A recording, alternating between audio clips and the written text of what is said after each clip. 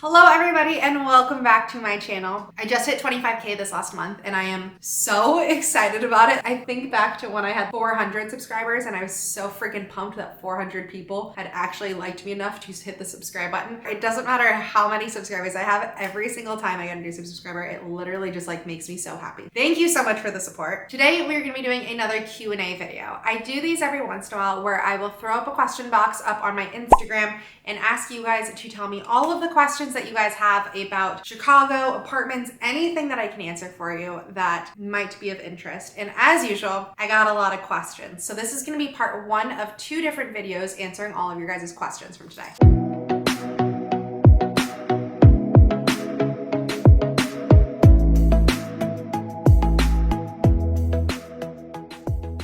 The first one was the best way to meet friends in the city. So number one, don't be intimidated. So many people move to Chicago and know nobody. And honestly, Chicago just has a really great community and people are really, really nice here. So people are always willing and welcoming to new people in the city. There are a bunch of different ways you can meet new friends. Workout classes has been a really big one for me, like going consistently to a gym, living in a building that has community events. Bumble BFF is really how I made the majority of my friends when I first moved to the city. I have an entire video that just talks about Bumble BFF. But what I think is really, really cool now is since the pandemic, people really didn't know what to do at all. And so there have been these different groups that have formed, which are really centered around making friends in the city. So one of them is One Drink In on Facebook. I know that one's really, really popular for meeting new friends, as well as I am going to be hosting again another friends meetup. If you've been following me for a while, I did this last summer and it was amazing. And so I'm doing another one in a couple weeks, but tickets literally sold out for it. Granted, they were free. Tickets sold out for it in an hour and there were 60 of them. So I'm gonna be doing another one. If you are looking for friend meetups, I recommend following me over on Instagram because I think I'm gonna be doing them a lot more frequently. It was a really, really cool experience because when are you ever in a room of like 50-ish people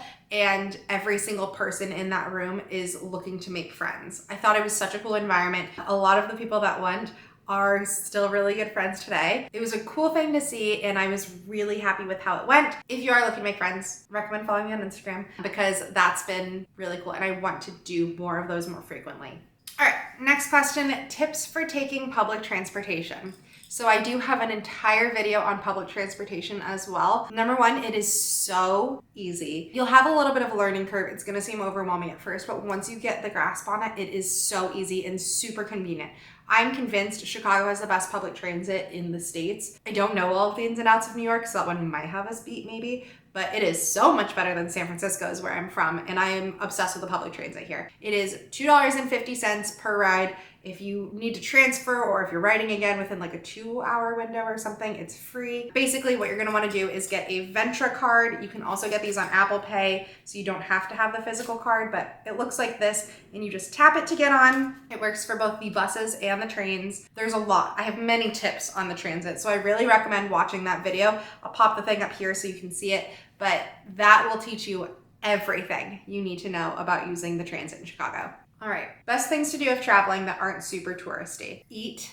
All of the things I always want to do are eat. My favorite thing to do with people from out of town, which is like just touristy enough in my opinion, is take the water taxi if you aren't doing the architecture tour. If you're doing the architecture tour, you don't also need to do the water taxi. But if you aren't, do the water taxi. It picks up at Michigan Ave, it drops off at Chinatown. It's like $7 for a ticket and it rides right through the city. Like people ride it to work. So it is definitely a local thing to do, which is really cool. But it is so fun to be able to be on a boat and go through the city. Also, if that's not your cup of tea, there are like the pizza boats or the little like pedal boats. They're not called pedal boats. They're like the smaller self-operated boats that go up and down, like the river boats. The ones that go up and down the river, you don't need to hire a captain for them. Those are really fun, especially if you have a group. It comes out to be really cheap, like $25 to $45 per person for a 2-hour time span, and it's BYOB, and you can bring food and play your own music. I don't think a lot of tourists do it because it does probably seem a little bit more daunting, or most tourists do the architecture tour.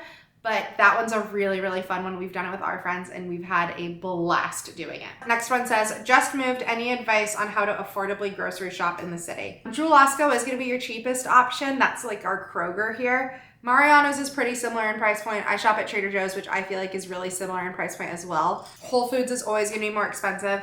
Anytime you do grocery delivery, it does tend to be more expensive. However, what I will say is when I do grocery delivery, I don't end up grabbing all of the random things that I didn't need that I just picked up because I was in the store. So my overall bill might be a little bit cheaper, but just paying like the delivery fees plus tip and everything, it does add up. I really recommend getting a wheelie cart. I'm gonna link one in the description box. These are the GOAT. It is so convenient for picking up your groceries, and then you can wheel them home, which makes it so much easier than carrying them. But those would probably be my top grocery store recommendations if you are looking to keep things a little bit on the cheaper side. Oh, I love this question. No one's asked me anything like this in a while. Easy houseplants to take care of / tips for keeping plants alive and healthy during winter. Thank you. This one makes me happy. Number one, you're gonna need plant lights. But what's really cool is plant lights have totally evolved in the last couple of years, and you no longer need like the weird long stick lights that shine purple and make your entire apartment look like it's a weed farm. Does anyone else think that when they see purple lights while walking down the street? Like, I just assume if someone has plant lights like that, they're probably growing weed, which like weed's legal in Chicago. I don't know why you'd do that. Anyways, plant lights are really, really cool now. We have one where we just have like a pendant light bulb that was like a light fixture just on its own on Amazon. And then I got a plant light bulb to put into it. And we have it set up to our Alexa, which is great. And so it just automatically turns on every once in a while. You will need plant lights in winter. Unfortunately, it is dark for a long period of the day in winter. Sun usually rises at like 8 and sometimes it goes down at like 4.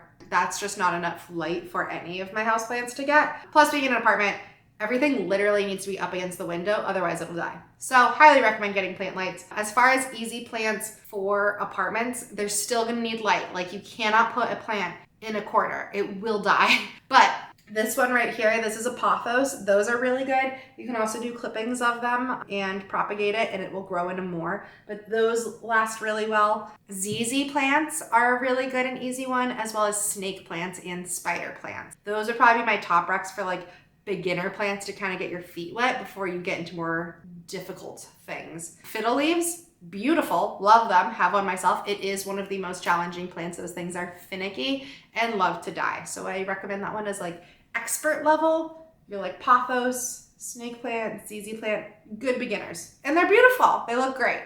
You're still gonna need a plant light. Okay, this one says, do people stick to their hoods? New to Chicago and feel like people don't venture outside of their circles. Yes and no. Chicago is a big city. There's so much. However, maybe it's due to my job, but I do really feel like I am constantly exploring all sorts of parts of the city. I live in River North. Do I know River North the best because I'm here all the time? 100%. However, I love Lakeview. I love South Loop. I love West Loop. Like, I love going to all of these areas as well. So I might be the anomaly. People might stick their hoods a little bit more.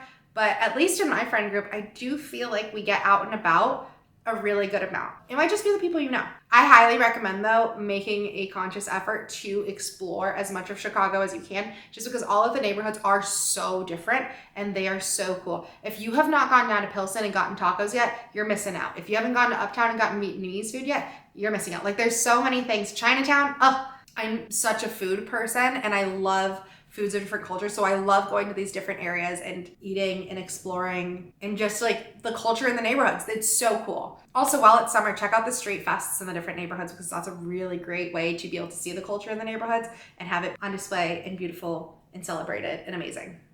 Welcome to Chicago. Advice for raising a dog in Chicago. This is a good question. Number one would be don't get a puppy in winter because it's very cold. Even grown dogs sometimes don't want to go pee outside when it's like blizzarding out. And if you have a puppy, it's going to be even worse. I recommend getting a puppy in summer when you can really like take them outside and have the time to train them. Number two, depending on the size of dog you have, if you have a dog that has a lot of energy, you're really going to want to be near a really good dog park or along the lakefront trail if you're like a runner or something. So be conscious of that when you're figuring out where you want to live. Luckily, my little dog is basically a cat. That's him snoozing. Lily. There he is. So he is very, very low maintenance and can be pretty low energy. He's great because he can walk with me for like 4 miles, but also for just having a lazy day, he can stay home and snooze all day, which is really lovely. So for us, it's not super important for us to have a dog park nearby because we can either just go on long walks or like he'll stay here and nap. But that would be something I'd be very conscious of as well. 90% of patios are dog friendly in Chicago for restaurants in summer. So when you get a dog, I would recommend like start bringing them to patios when they're really young, so that way they're really comfortable with it. My dog's not great on a patio because I never brought him to them until he was older. And I wish that was something I did more when he was a baby, just so that way like he would be more comfortable and chill there. Instead, he just like loves to bark, which is rude. All right, I got a lot of questions on like winter clothing advice for early morning walks to the gym, work, etc. Where to get winter stuff, boots. Are winters really bad? I bought a parka and I think I'll be fine. All right. Also, so many videos on winter in general. I have a lot of videos for you to be able to check out on that. However, my spark notes of tips. Make sure you get a good coat. Make sure you get a good pair of boots. You do not need a Canada Goose. I think they are wildly overpriced. My coat is from Uniqlo and it was, I think, $79 or $129. It might have been $129, but they go on sale. You're gonna want something that covers your butt. You're gonna want a fur-lined hood. The fur is not for aesthetics. It is actually to block the wind, which is really helpful. And make sure you have one set of pockets that's like either like a deeper, like a zipper or like a button, something like that, that like you can put a phone in and you know it'll stay there because you can't feel when things fall out of your pockets in a parka. But you will want a second set of pockets that's fuzzy inside, so that way you can put your hands in them. This last year, because my coat was so good and it had fuzzy pockets and it had a